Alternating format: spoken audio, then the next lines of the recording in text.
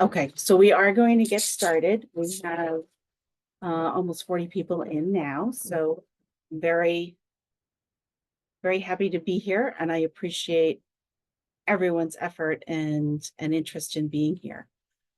My name is Cheryl Valenti. I am a member of the HR team at the Arc Rockland. Today's panel discussion is offered in collaboration with Jawonio and Venture Together, so we're very happy to welcome all of you, and thank you for being with us. I have the pleasure of introducing Monica Jackson, who will be moderating today's discussion. Monica is the Director of Accessibility Services at Rockland Community College. She possesses practical experience and formal training in community relations, counseling services with students and families, and evaluating and interpreting disability documentation. She is knowledgeable in federal statutes and regulations. Monica is a New York State certified guidance counselor and holds a bachelor's degree in psychology, as well as a master's degree in counseling. Monica's impressive qualifications are enhanced by her effective interpersonal and leadership skills. On a daily basis, Monica interacts with people of diverse cultures and backgrounds. Monica, thank you so much for being with us today. Thank you, Cheryl. Thank you for having me. Hello, everyone, and welcome to today's Juneteenth celebration. I am honored to serve as your moderator this afternoon. Juneteenth is a day to embrace the rich history Africans and African Americans have brought to the U.S. while honoring the end of slavery and recognizing how much work still needs to be done to provide equal and equitable opportunities for formerly enslaved people and their ancestors. Juneteenth celebrations then, like now, recognize the ongoing fight for human rights and equality, and for commemorating through family cookouts, faith services, musical performances, and storytelling. Talking about Black history is the first step toward our national healing. When we acknowledge the impact history has had on our collective experience, we can begin to see the light at the end of the tunnel and work toward ending the inequality and injustices that plague our nation. So this Juneteenth, let's focus on just having the conversation. And a big shout out to Jawonio for providing a safe space for the conversation. Our panel discussion today will focus on resilience, freedom, joy, and family. And we'll be hearing from 3 dynamic speakers. We will allow them to speak freely on their Juneteenth perspectives and to talk about their family traditions on how they choose to celebrate the day without the burden to educate everyone. That's our responsibilities, not theirs. So first we'll hear from Laura Liu, who will give us an overview of the topic family. Then we'll hear from Virginia Norfleet, who will share out on freedom and joy, followed by Reverend Dr. McLauchlin on resilience. We encourage questions and comments. Please submit your questions in the chat box. If you would like to specify specific questions to the panelists, all you have to do is mention their name first and then the question. The panel discussion will last about 40 minutes. I will introduce each panelist and they will speak about their topic. So let's get started. Let's meet the panelists. First up, we have Laura Liu. She graduated in 1997 with an MD in clinical medicine from Tunji Medical School. Laura Liu furthered her education by earning an MS degree in biotechnology from the State University of New York at Buffalo in 2004. Currently, she is pursuing an MBA in project management at Stevens Institute of Technology, showcasing a commitment to continuous learning and professional development. With nearly 20 years of experience in the pharmaceutical industry, Laura Liu has transitioned from an experienced scientist to a project manager professional, specializing in vaccine research for infectious diseases. Over the course of a distinguished 15-year tenure at Pfizer, Laura has developed expertise in managing complex projects, driving innovation and leading cross-functional teams to achieve significant advancements in public health.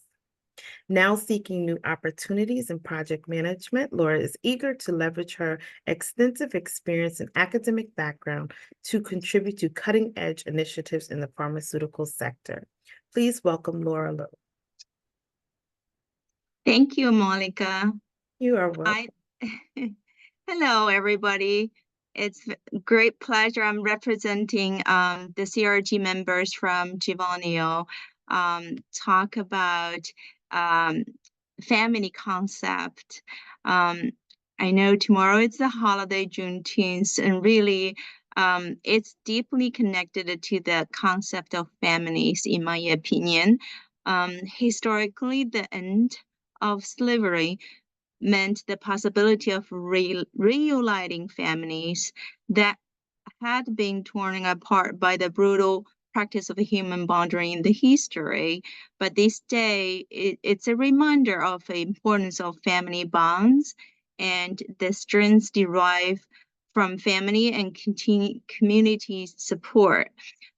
Celebration of the Juneteenth often involve family gatherings, reflecting ongoing importance of kinship, heritage, and transmission of the cultural value. I don't know if your family and others will celebrate together, but that's how we most connected with our community and family in terms of our historical holidays. It is really the way that we getting together, share our cultural value and also the history. It means a lot for ourselves and then the communities who share the same. I know I used to whatever workplace we do, we also have the CRG group which represents the quality resources group that we cherish the diversity culture, and then we also for corporates that we involve all different culture that we like to use that opportunity to celebrate with each other. I think Juneteenth is one of them that we cherish together.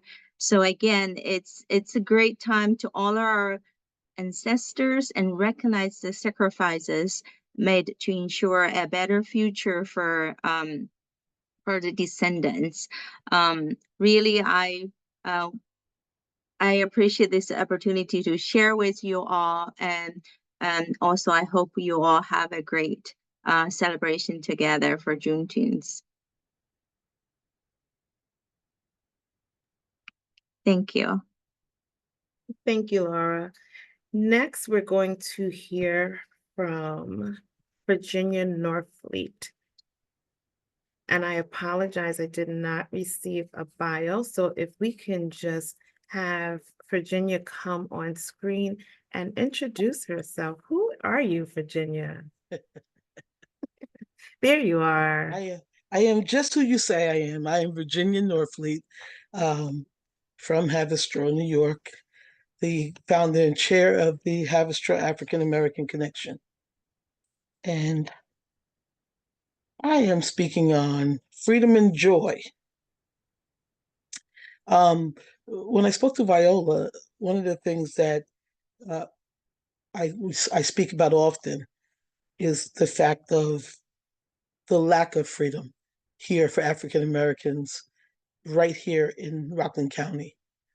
In 1616, when the first Africans arrived here, they arrived as explorers with the Dutch, but soon after that, the next people that would arrive would have been enslaved Africans. The first census shows that in 1790, that there were 238 slaves that were here in Haverstraw.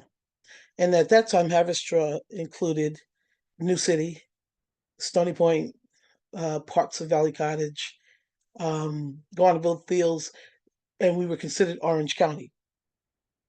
Most people don't know that because most people think of slavery and they think Mississippi, Virginia, South Carolina, but we found out within the last few years, 20 years or so, that Rockland had a very large slave population.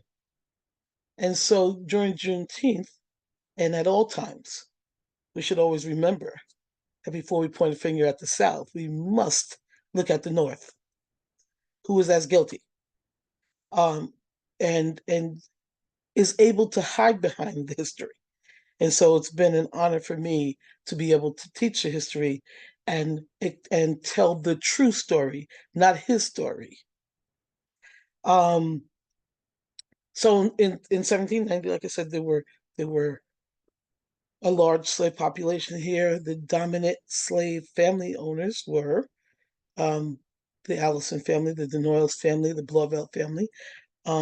Those were big families that had large farms here, and then the population would then be mandated to work in the brickyards of Haverstraw. And Haverstraw is and will always be the brickmaking capital of the world. Haverstraw is responsible for the buildings that are in Manhattan and all over the country and all over the world. There are Haverstraw bricks, and so Juneteenth becomes very personal to us because, like I said, when you are taught in the North and you go to schools here, they never mention slavery in the North. They point the finger at the South and cotton and all that, but it was brutal here for people, not only in the brickyards, but also they were responsible for taking ice blocks off of Rockland Lake and furnishing the homes with that. In the brutal winters, they didn't have any escape either. So it was equally as brutal as the South, maybe worse.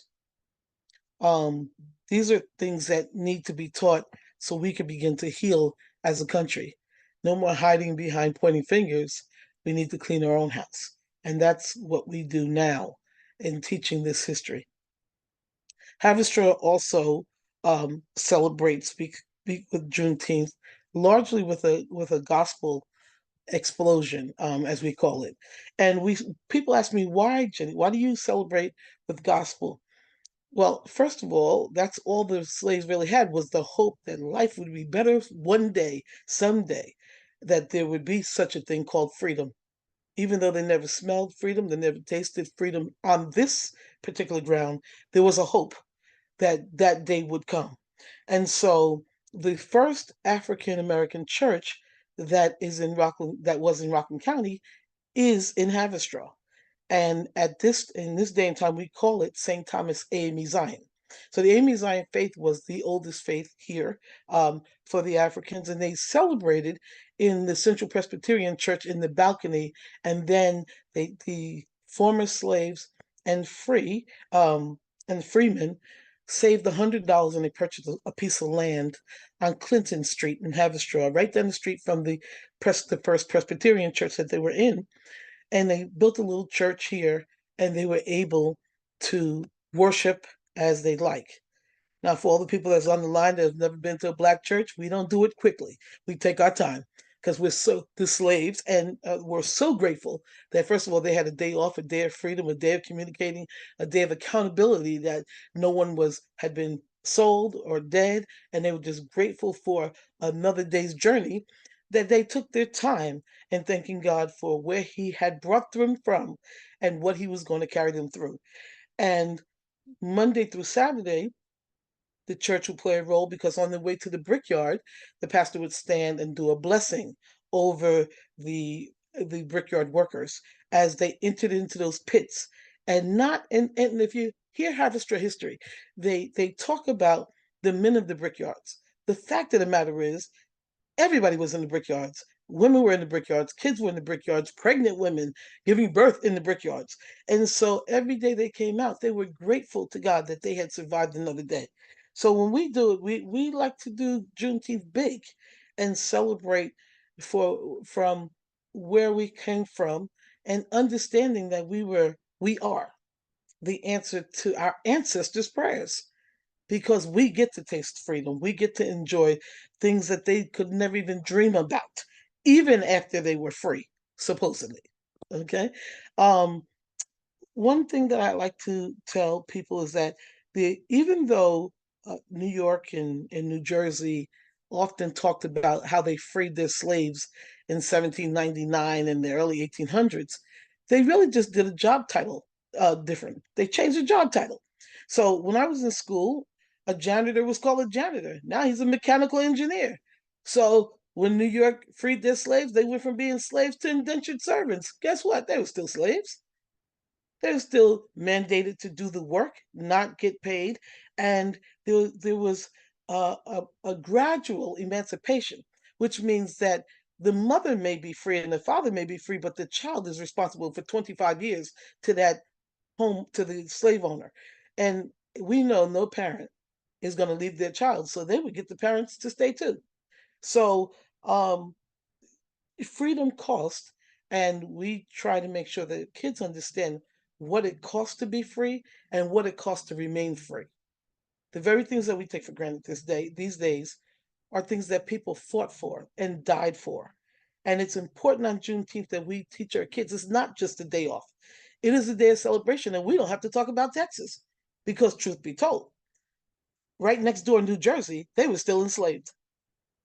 So when we talk about Juneteenth, we want to stress not only the pride of a people, but we want to stress what it cost our ancestors for this freedom and what it costs to get this holiday acknowledged.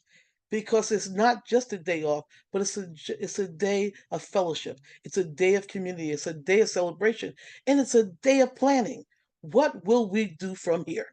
That's the important part, because it still costs. And there's still a lot of inequities here. And there's still a lot of false narratives that we call his story. Okay? That's just what it is. His story. There's no truth to it. So we take the time to do Juneteenth on a 3-day celebration. And then 4 years ago, Rockland County, well, Haverstraw and Westchester County, 6 cities there, we claim the whole month because we rotate the celebrations. There's 27 celebrations between Westchester and Rockland County. So we make it available for all people in these counties to celebrate along with someone in the fight to recognize Juneteenth and to celebrate. The joy of Juneteenth is that we're able to speak out and rally together and bring about hope for our kids' future. And one of the things that we've been able successfully doing with the Haverstraw African American Connection is to first bring about the true history of Rockland. And then we've been able to establish a youth center. So we're training our kids from basically from birth up in true knowledge. And then we have the ability to teach about the foundation of our faith. And in times like this, when people lack hope, there's a joy to know that you're not suffering through this by yourself and you're not the first one going through. And so this year we were able to bring a 14-foot Harriet Tubman statue permanently into Haverstraw. And she's in the park at 41 Clinton Street. And Harriet is emerging out of a Bible. And people ask me why the Bible is because here's things that we have to teach our kids, even when we're teaching Juneteenth, a very simple lesson. Harriet Tubman is just not the Underground Railroad conductor. That's all you're taught in school. Before Harriet Tubman was the Underground Railroad conductor, Harriet Tubman was a woman of faith. If it was not for Harriet Tubman's faith, she still may have died a slave. But Harriet heard a story about a man named Moses. She couldn't read and she couldn't write, but she could listen. And she could be obedient to the God of Moses, and that's what she did. And she made it free. And as you know, she was an unselfish woman. But she also was a spy. She was a nurse. She was an entrepreneur. And she deeded everything, all her earthly belongings, to the AME Zion faith. So when you come to Haverstraw to see this statue, you will see symbols on Harriet that are necessary for kids to understand, like even as simple as her hairstyle. It's in cornrows. Well, cornrows were maps for the slaves to use to run. They also provided hiding places for little tools and for seeds. So when you get free, you could plant. Her dress is a flowing dress. And on that statue, we designed it flowing because Harriet had been oppressed by slave clothing. And it's something to say when you can pick out your own clothes and it's free flowing. It's a sense of freedom. And every woman on this line knows when you get a new dress, it's a sense that, you know, that you hold your head up high and you walk differently. She's standing on a yoke of an oxen, a yoke, because that's what she had to do, was run oxen sometimes when her father wasn't feeling well, and she's standing on the shackles that used to enslave her. So we celebrate here in Haverstraw, but we don't celebrate just Juneteenth, and we don't celebrate just Black history, because you can't. If you're going to be celebrating Black history, there's something wrong with that theology, and I'm going to leave this with you right here. Everyone knows how to bake a cake. And you have to have oil, eggs, milk, you have to have all the ingredients there. I always ask this question: is it possible to pull the egg out of the cake after it's baked? And the answer is no. It is impossible to pull Black history out of American history. We're the very fabric and the very foundation of American history. We built the country, okay? We tell the story. And now, and it's at this time, that we must pass these legacies on to our children. We must pass this knowledge on to our children. And so we're grateful to have this day called Juneteenth. But let us celebrate every day for the contributions of the African Americans that is not spoken of. Because from sunup to sundown, and even when you're sleeping, you are touching a Black invention. Whether it's from your cameras, your security cameras, to the air conditioning, to the traffic light, to even enjoying a potato chip. Black inventions that people don't talk about. So we have enough to speak on when we talk about history. Black history 365, right along with American history. And I'll leave it on that note. Thank you. Thank you. Thank you for that powerful message, and thank you for sharing that rich history. I, for one, did not know all of that was going on right here in Rockland County. So again, we thank you. And if you have any links, Virginia, that you can share in the chat, please, by all means, drop those links for the African American Heritage Center. If there's any activities going on tomorrow that you know about and you have a link, or if you want to send them to me, we can make sure that we get them out. So we appreciate you. Thank you again. Okay. Thank you. So our next and final speaker is none other than Reverend Dr. McLauchlin. He is the 27th pastor of the historic St. Charles African Methodist Episcopal Zion Church in Spark Hill, New York. At 17 years old, as a senior in high school, he started his preaching ministry. He has spent the past years serving, teaching, and preaching. Under Dr. McLauchlin leadership, St. Charles AMZ Zion has seen growth and a renewed passion for ministry. The congregation has the expectation that every day God is going to use them for great things. He is a graduate of Fayetteville State University with a degree in general music, which also happens to be my mother's alma mater, shameless plug. He is also a graduate of Campbell University Divinity School with a Master's of Divinity degree. Additionally, he graduated from Drew Theology School, Madison, New Jersey, with a Doctor of Ministry degree. He is currently an adjunct professor at St. Thomas Aquinas College, teaching race, religion, and social justice. Please welcome Dr. McLauchlin. Thank you so much for that introduction, and for you all having me to share in this Juneteenth moment today. Certainly excited and was here with you all last year, and thankful that I didn't embarrass myself to the point you all didn't want me to come back. And so I'm glad to be here to share and to join in this celebration of Juneteenth today. And thank you to those who've gone before me as well and shared information. And today I have a moment to speak about resilience. I'm going to try not to be long. And the preacher in me, when I say that, says that I have another 30 minutes, but I know I don't. Amen. But I want to just share a few moments with you to talk about resilience, and hopefully to also encourage you in this moment of sharing. A rubber band,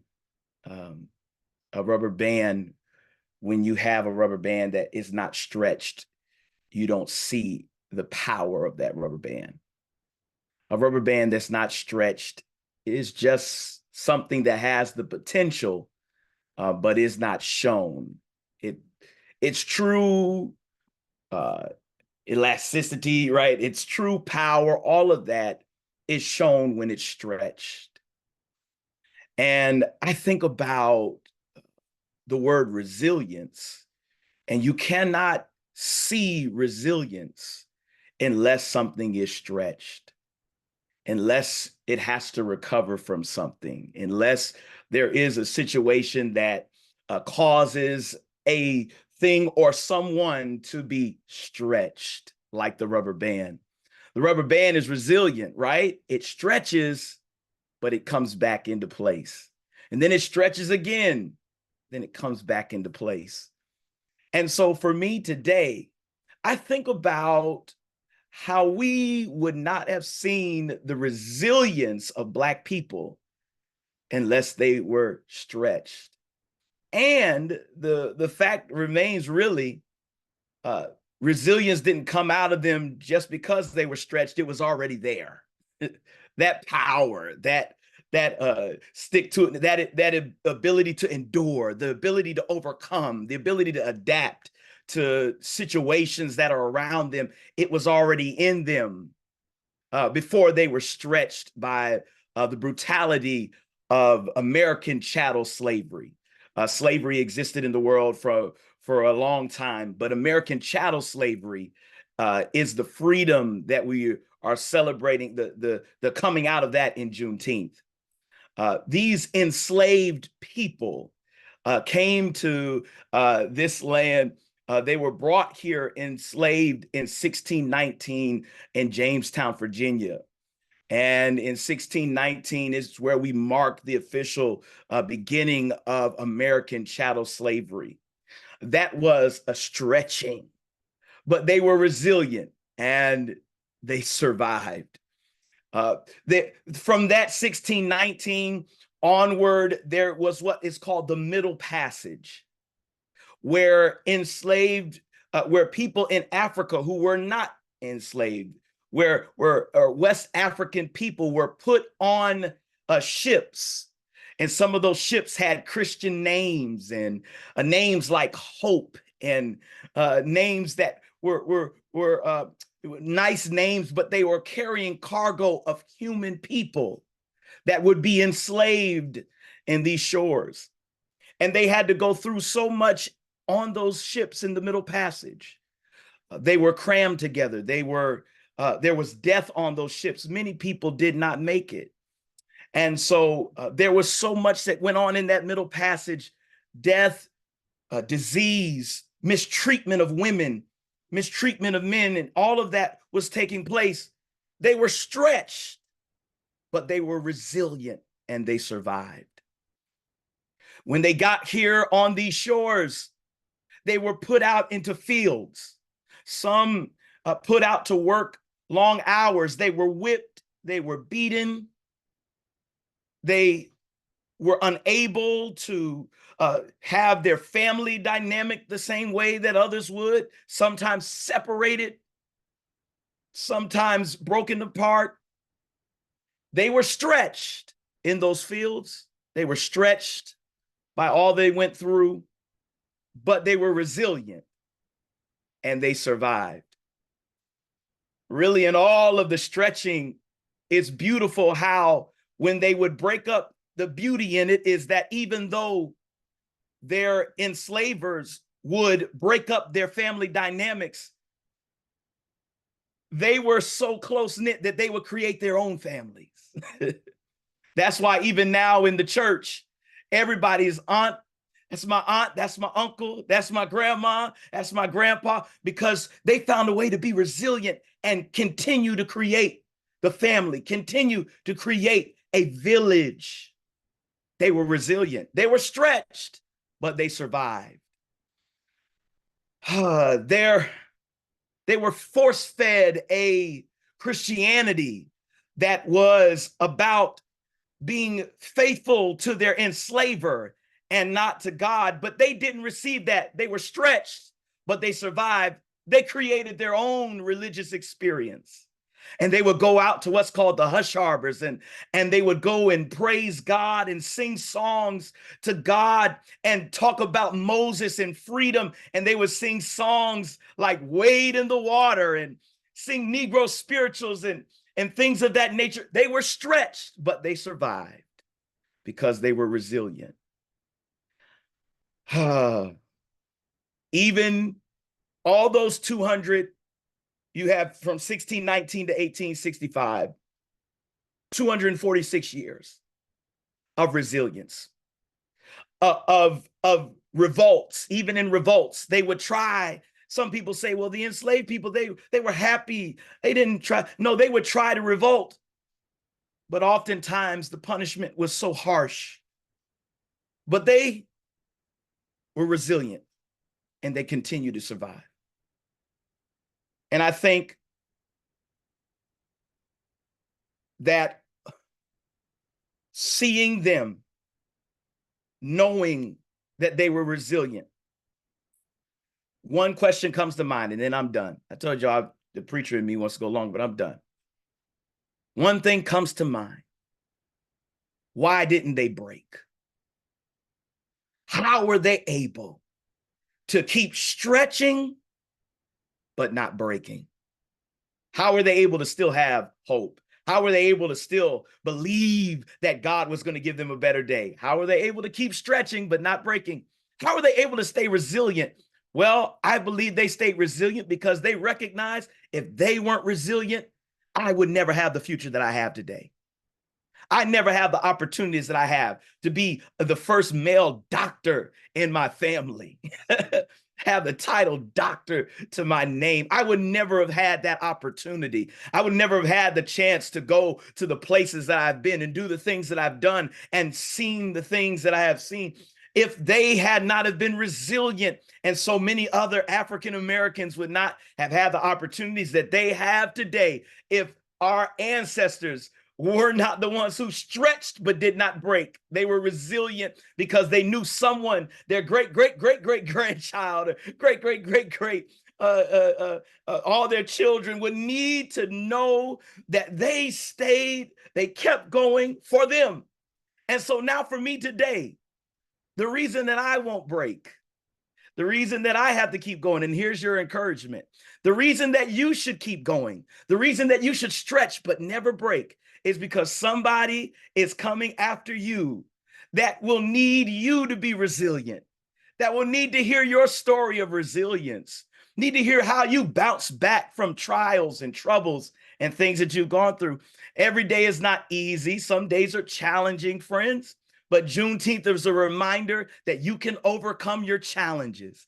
Juneteenth is a reminder that you can be resilient because somebody needs you to stretch, but not to break. And so I encourage you, stretch. This life will stretch you. There are people who are in need.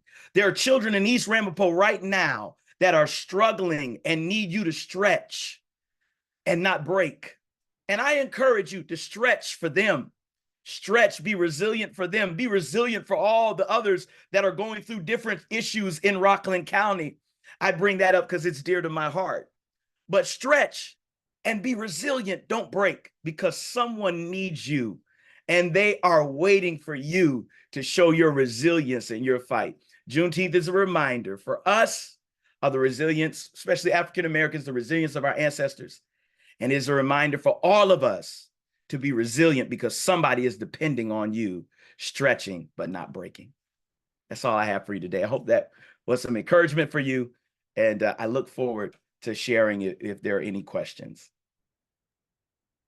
Amen. Thank you, Pastor Doctor, for taking us to church and sharing that message. We are a resilient people and we are stretched and not broken. And may we always continue to tell our story to encourage others. So we thank you for that message.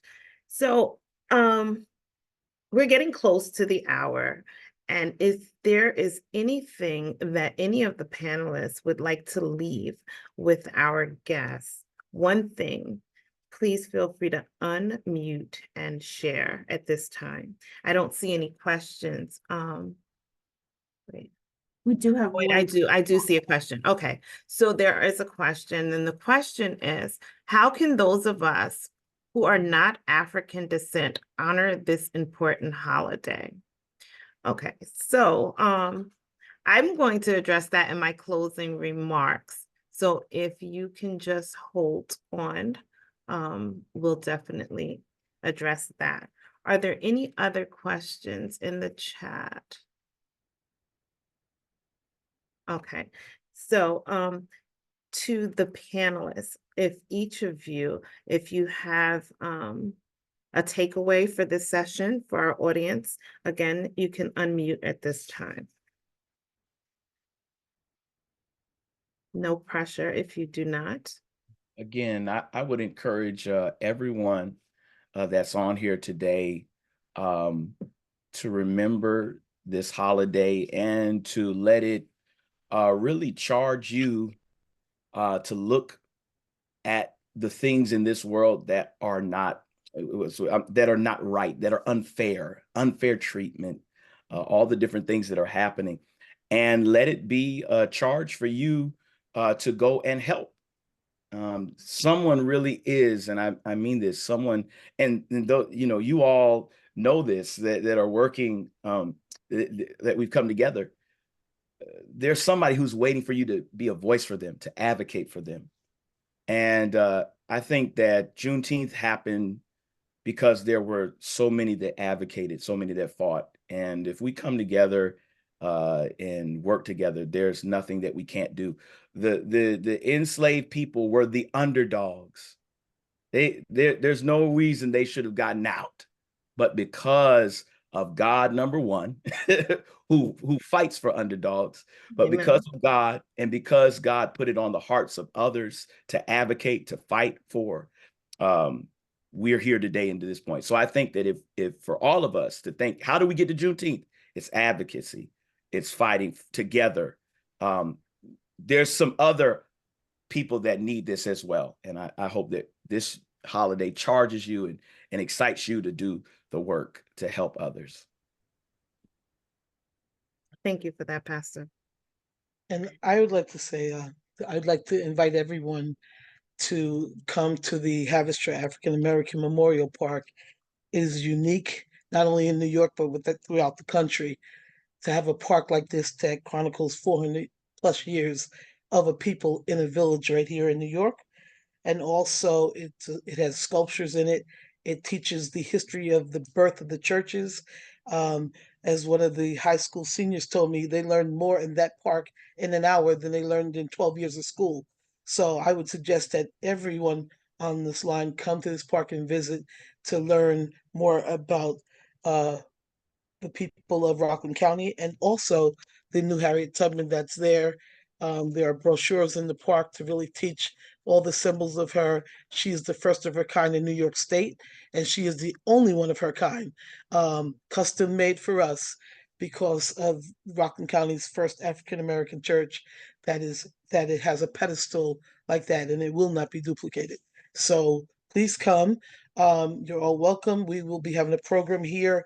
The after school, HAC has an after school program, and they will be putting on a very short skit tomorrow and celebrating the history.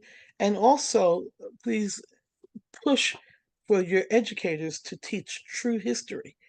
At this point, we are teaching. I also have a group called Better Together, and we are teaching approximately 60,000 kids throughout the tri-state area. And you would be surprised at the lack of knowledge that these kids have when it comes to Black history. They know 3 names, and that's Martin Luther King, they know Harriet Tubman, and they know Rosa Parks. And it stops there. And I'm not putting it on the educators because it starts at home. But like my mama used to say, if you can, I will, bring them to me. Okay? So that park is open at all times, and I'll be there, Auntie, to teach them true history, because it does not start with slavery and it does not end with Juneteenth. That's what I have to say. Thank you, Virginia. Okay. So in closing, again, I just want to thank Laura, Virginia, and Dr. McLauchlin. But in closing, when you think of Juneteenth, picture vibrant parades, energetic music, and people of all backgrounds coming together to honor the emancipation of enslaved African Americans and their resilience and triumph throughout history. It's a time to dance, sing, and cherish the progress we've made while spreading love and understanding to everyone.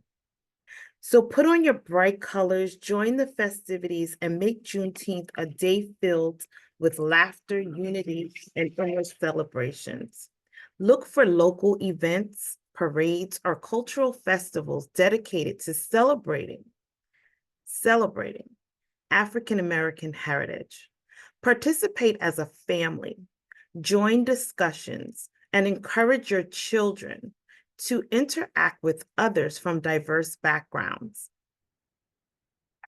Engaging with the community fosters a sense of unity, empathy, and respect for different cultures. You can also consider volunteering together at organizations that promote social justice or support initiatives that aim to address inequality and systemic racism. So there you have it. Celebrating the holiday provides an opportunity to inspire empathy, promote understanding, and instill values of equality and justice. By working together to keep our kids educated, we can all better support one another. Thank you for attending our Juneteenth celebration, and I pass it back over to Cheryl.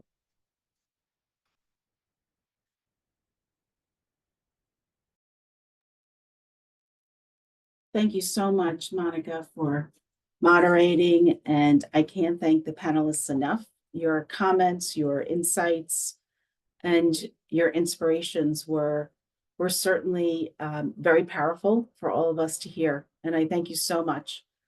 And I hope everybody got something great out of the meeting, and I do thank everyone for joining. Have a great day. Thank you. Have a good day. Thank you. Have a good one, everyone. Thank you. Thank you. Bye-bye. Bye-bye. Bye.